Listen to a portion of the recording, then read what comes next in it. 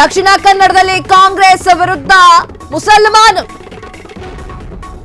ಈ ಬೆಳವಣಿಗೆಯಿಂದ ದಕ್ಷಿಣ ಕನ್ನಡದಲ್ಲಿ ಎಸ್ಡಿಪಿಐ ಗೆಲುವು.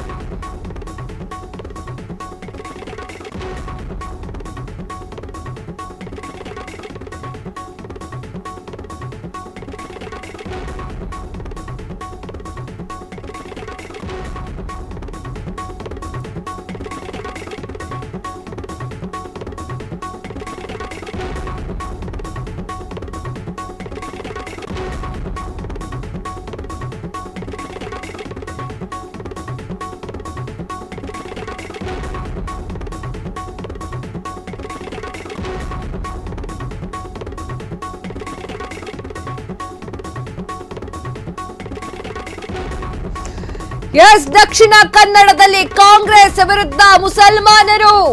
ಈ ಬೆಳವಣಿಗೆಯಿಂದ ದಕ್ಷಿಣ ಕನ್ನಡದಲ್ಲಿ ಎಸ್ಡಿಪಿಐ ಗೆಲುವು.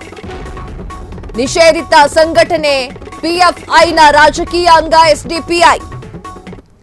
ಎಸ್, 2023ರ ವೋಟಿಂಗ್ ಎಲ್ಲ ನೋಡ್ತಾ ಇದ್ರೆ ಎಸ್ಡಿಪಿಐ ಮತ್ತೊಂದು ಬಾಣವನ್ನ ಬಿಟ್ಟಂಗೆ ಕಾಣ್ತಾ ಇದೆ.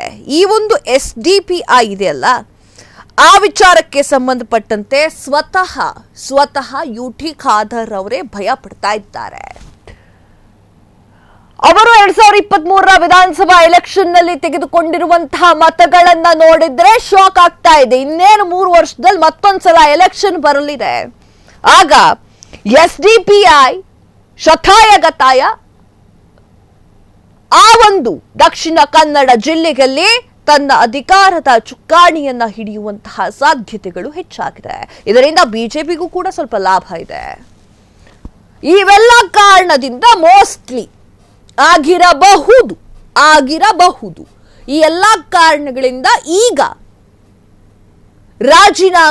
ಅಧ್ಯಕ್ಷಗಿರಿಗೆ ರಾಜೀನಾಮೆಯನ್ನ ಶಾಹುಲ್ ಹಮೀದ್ ಅವರು ಕೊಟ್ಟಿರಲಿಕ್ಕೆ ಸಾಧ್ಯತೆಗಳಿದೆ. ಇನ್ನೇನು 3 ವರ್ಷದಲ್ಲಿ ಎಲೆಕ್ಷನ್ ಬರ್ತಾ ಇದೆ. ಆ ಒಂದು ಎಲೆಕ್ಷನ್ ನ ದೃಷ್ಟಿಯಲ್ಲಿಟ್ಕೊಂಡು ಎಸ್ಡಿಪಿಐ ತಾನು ಶತಾಯಗತಾಯ ಗೆಲ್ಲಬೇಕು ಎನ್ನುವಂತಹ ನಿಟ್ಟಿನಲ್ಲಿ ಈಗ ಗಮನವನ್ನ ಹರಿಸ್ತಾ ಇರಬಹುದು. ಎಸ್ಡಿಪಿಐ ಮಾಡುವಂತಹ ತಂತ್ರದಿಂದ ಬಿಜೆಪಿಗೂ ಕೂಡ ಲಾಭ ಇದೆ. ಕಾಂಗ್ರೆಸ್ ಏನಿದೆ ಅಲ್ಲ, ಕಾಂಗ್ರೆಸ್ ಅಲ್ಲಿರುವಂತಹ ಅಷ್ಟು ಮತಗಳು ಎಸ್ಡಿಪಿಐಗೆ ಬರುತ್ತೆ. ಮುಂದಿನ ಎಲೆಕ್ಷನ್ ನಲ್ಲಿ ಕಾಂಗ್ರೆಸ್ ಸ್ವಲ್ಪ ಸಡಿಲವಾಗುತ್ತೆ. ಇಲ್ಲಿ ಎಲ್ಲಿ ವೋಟ್ಗಳು ಒಡೆಯುತ್ತೋ ಆಗ ಬಿಜೆಪಿಗರಿಗೆ ಲಾಭ ಆಗುತ್ತೆ. ದಕ್ಷಿಣ ಕನ್ನಡ ಭಾರೀ ಬೆಳವಣಿಗೆಗೆ ಸಾಕ್ಷಿಯಾಗಿದೆ. ದಕ್ಷಿಣ ಕನ್ನಡದಲ್ಲಿ ಕಾಂಗ್ರೆಸ್ ವಿರುದ್ಧವೇ ಮುಸಲ್ಮಾನರು ಈಗ ಸಿಟ್ಟಿಗೆದ್ದಿದ್ದಾರೆ. ಮುಂದಿನ ಎಲೆಕ್ಷನ್ ಅನ್ನ ಮನಸ್ಸಿನಲ್ಲಿ ಇಟ್ಟುಕೊಂಡು ಮುಂದಿನ ಎಲೆಕ್ಷನ್ ನಲ್ಲಿ ಶತಾಯಗತಾಯ ದಕ್ಷಿಣ ಕನ್ನಡದ ಒಂದು ಚುಕ್ಕಾಣಿಯನ್ನ ಹಿಡಿಲಿಕ್ಕೆ ಎಸ್ಡಿಪಿಐ ತಂತ್ರವನ್ನ ರೂಪಿಸಿದ ತರ ಕಾಣಿಸ್ತಾ ಇದೆ. ಕಾಂಗ್ರೆಸ್ಗೆ ಟಕ್ಕರ್ ಕೊಡ್ಲಿಕ್ಕೆ ಶತಾಯಗತಾಯ ರೆಡಿಯಾಗಿದೆ. ಈ ಒಂದು ಬೆಳವಣಿಗೆ ಕಾಂಗ್ರೆಸ್ನಲ್ಲಿ ಇದ್ದಂತಹ ಯುಟಿ ಖಾದರ್ ಅವ್ರಿಗೂ ಪಾಪ ಈಗ ಅದೊಂದು ದೊಡ್ಡ ಸಮಸ್ಯೆಯಾಗಿ ಪರಿಗಣಿಸ್ತಾ ಇದೆ.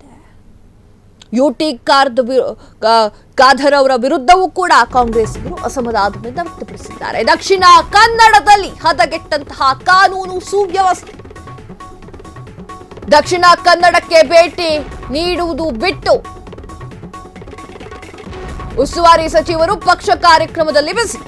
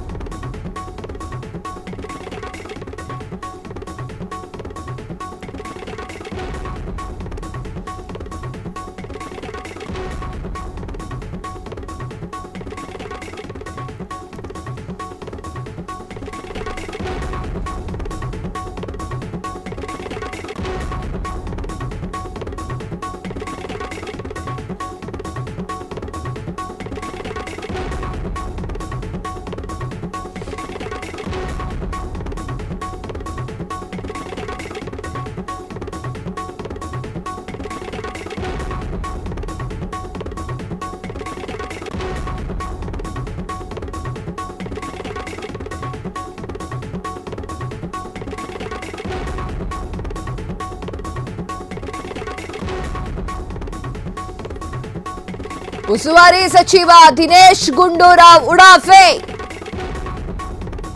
ನಿನ್ನೆ ಬಂಟ್ವಾಳದಲ್ಲಿ ಅಬ್ದುಲ್ ರಹೀಂ ಬರ್ಬರ ಹತ್ಯೆ. ಈ ಹತ್ಯೆಯ ಬಳಿಕ ನಿನ್ನೆ ಟ್ವೀಟಿಸಿದ್ದಂತಹ ಸಚಿವ ದಿನೇಶ್ ಗುಂಡೂರಾವ್ ಆ ಟ್ವೀಟ್ನಲ್ಲಿ ಹಿಂದಿನ ಬಿಜೆಪಿ ಸರ್ಕಾರವನ್ನು ದೂರಿದ್ದಂತಹ ಸಚಿವರು, ಆದರೆ ದಕ್ಷಿಣ ಕನ್ನಡಕ್ಕೆ ಭೇಟಿ ನೀಡುವ ಬದಲು ಶಿವಮೊಗ್ಗಕ್ಕೆ ಭೇಟಿ. ದಿನೇಶ್ ಗುಂಡೂರಾವ್ ವಿರುದ್ಧ ಕಾಂಗ್ರೆಸ್ ಕಾರ್ಯಕರ್ತರೇ ಕಿಡಿ.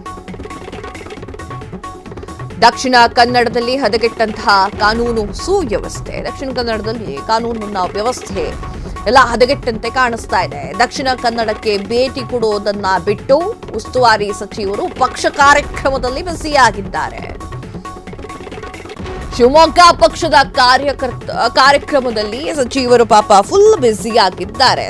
ತಮ್ಮ ಕ್ಷೇತ್ರದಲ್ಲಿ ಏನ್ ನಡೀತಾ ಇತ್ತ, ಉಸ್ತುವಾರಿಯನ್ನ ಹೊತ್ತಿದ್ದಂತಹ ಕ್ಷೇತ್ರ, ಆ ಕ್ಷೇತ್ರದಲ್ಲಿ ಏನು ನಡೀತಾ ಇದೆ ಏನು ಎತ್ತ ಗೊತ್ತಿಲ್ಲದೆ ಒಂದೇ ಒಂದು ಟ್ವೀಟ್ ಮಾಡಿ ಸೈಲೆಂಟ್ ಆಗಿ ಕೂತಿದ್ದಂತಹ ದಿನೇಶ್ ಗುಂಡೂರಾವ್ ಅವರು ಈಗ ಸ್ವಲ್ಪ ಗಮನವನ್ನ ಹರಿಸಬೇಕಾಗಿದೆ. ದಿನೇಶ್ ಗುಂಡೂರಾವ್ ಅವರ ನಿರ್ಲಕ್ಷ್ಯತೆಯಿಂದನೇ ಈ ತರ ಆಗ್ತಾ ಇದೆಯಾ, ಈ ಪ್ರಶ್ನೆ ಕೂಡ ಎದ್ದಿದೆ. ಕಾಂಗ್ರೆಸ್ಸಿಗರು ಈ ಒಂದು ಕಾರಣಕ್ಕಾಗಿ ಮುನಿಸ್ಕೊಂಡ್ರ ಅಲ್ಲಿರುವಂತಹ ಮುಸ್ಲಿಮರು, ಅದು ಕೂಡ ಆ ಪ್ರಶ್ನೆಯೂ ಕೂಡ ಉತ್ತರ ಸಿಗಬೇಕಾಗಿದೆ. ಅಬ್ದುಲ್ ರಹೀಂ ಹತ್ಯೆ ಆಗುತ್ತೆ ನಿನ್ನೆ. ಅಬ್ದುಲ್ ರಹೀಂ ಅವರ ಒಂದು ಹತ್ಯೆ ಆಗುತ್ತೆ. ಆ ಹತ್ಯೆಗೆ ಬರೀ ಟ್ವೀಟ್ ಮಾಡಿರ್ತಾರೆ. ಈಗ ನೀವು ಸ್ಕ್ರೀನ್ ಮೇಲೆ ನೋಡ್ತಾ ಇದ್ದೀರಾ, ಸ್ಕ್ರೀನ್ ಮೇಲೆ ದಿನೇಶ್ ಗುಂಡೂರಾವ್ ಅವರು ಕಾಣಿಸಿಕೊಂಡಿದ್ದಾರೆ. ಎಲ್ಲಿ ಕಾಣಿಸಿಕೊಂಡಿದ್ದಾರೆ? ತೀರ್ಥಹಳ್ಳಿ ವಿಧಾನಸಭಾ ಕ್ಷೇತ್ರ ಹಿಂದೆ ನಿಮಗೆ ಕಾಣಿಸ್ತಾ ಇದೆ. ತಮ್ಮ ಪಕ್ಷ ಕಾರ್ಯಕ್ರಮದಲ್ಲಿ ಬ್ಯುಸಿಯಾಗಿರುವಂತಹ ದಿನೇಶ್ ಗುಂಡೂರಾವ್ ಅವರು ಉಸ್ತುವಾರಿಯನ್ನ ಹೊತ್ಕೊಂಡಿರುವಂತಹ ಕ್ಷೇತ್ರದ ಕಡೆ ತಲೆ ಹಾಕು ಕೂಡ ಮಲಗ್ತಾ ಇಲ್ಲ. ಅಲ್ಲಿ ಭಾರಿ ದೊಡ್ಡ ಬೆಳವಣಿಗೆಗಳ ಮೇಲೆ ಬೆಳವಣಿಗೆಗಳಾಗ್ತಾ ಇದೆ. ಮುಸ್ಲಿಮರು ಎಸ್ಡಿಪಿಐನತ್ತ ಗಮನವನ್ನ ಹರಿಸ್ತಾ ಇದ್ದಾರೆ. ಮುಂದಿನ ಎಲೆಕ್ಷನ್ ನಲ್ಲಿ ಭಾರಿ ಹೊಡೆತ ತರುವಂತಹ ವಿಚಾರ ಆಗಿದೆ. ಆದರೆ ದಿನೇಶ್ ಗುಂಡೂರಾವ್ ಅವರು ಇದರ ಬಗ್ಗೆ ಯೋಚನೆ ಕೂಡ ಮಾಡ್ತಾ ಇಲ್ಲ. ಮೊದಲೇ ಗೊತ್ತಿತ್ತ ದಿನೇಶ್ ಗುಂಡೂರಾವ್ ಅವರಿಗೆ ಶಾಹುಲ್ ಹಮೀದ್ ರಾಜೀನಾಮೆ ಯಾಕೆ ಅವರು ತಮ್ಮ ಉಸ್ತುವಾರಿ ಹೊತ್ತುಕೊಂಡಿರುವಂತಹ ಕ್ಷೇತ್ರದ ಬಗ್ಗೆ ತಲೆ ಕೆಡಿಸ್ಕೊಳ್ತಾ ಇಲ್ಲ? ಇದೇ ಪ್ರಶ್ನೆಯನ್ನ ಅಲ್ಲಿರುವಂತಹ ಮುಸಲ್ಮಾನರು, ಅಲ್ಲಿರುವಂತಹ ಕಾಂಗ್ರೆಸ್ ಕಾರ್ಯಕರ್ತರು ಮಾತನಾಡಿದ್ದಾರೆ. ಇದರ ಬಗ್ಗೆಯೇ ಮುನಿಸಿಕೊಂಡಿದ್ದಾರೆ. ಬಂಟ್ವಾಳದಲ್ಲಿ ಅಬ್ದುಲ್ ರಹೀಂ ಬರ್ಬರ ಹತ್ಯೆ ಆಗುತ್ತೆ ನಿನ್ನೆ. ಬರೀ ಟ್ವೀಟ್ ಮಾಡಿರುವಂತಹ ಸಚಿವ ದಿನೇಶ್ ಗುಂಡೂರಾವ್ ಅವರು ಅಲ್ಲಿ ಹೋಗಿ ಭೇಟಿಯನ್ನ ಕೊಡೋದಿಲ್ಲ. ಅಲ್ಲಿ ಏನ್ ನಡೀತಾ ಇದೆ ಅನ್ನೋದ್ರ ಬಗ್ಗೆ ಬರೀ ಟ್ವೀಟ್ ಅಲ್ಲೇ ಉತ್ತರ ಕೊಡ್ತಾ ಇರುವಂತಹ ದಿನೇಶ್ ಗುಂಡೂರಾವ್ ಅವರು ತಾವು ಆ ಒಂದು ಕ್ಷೇತ್ರಕ್ಕೆ ಕಾಲಿಡೋದಿಲ್ಲ, ಅದಕ್ಕೆ ಮುನಿಸಿಕೊಂಡಿದ್ದಾರೆ ಎನ್ನುವಂತಹ ಮಾತು ಈಗ ಕಾಂಗ್ರೆಸ್ ಪಾಳೆಯದಲ್ಲಿ ಕೇಳಿ ಬರ್ತಾ ಇದೆ.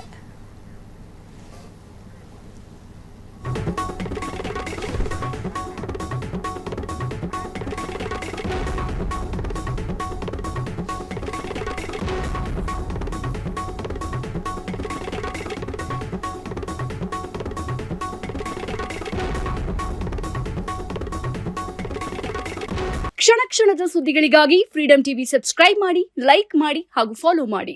ಹೊಸ ಸುದ್ದಿಗಳ ನೋಟಿಫಿಕೇಶನ್ಗಾಗಿ ಬೆಲ್ ಐಕಾನ್ ಮೇಲೆ ಕ್ಲಿಕ್ ಮಾಡಿ.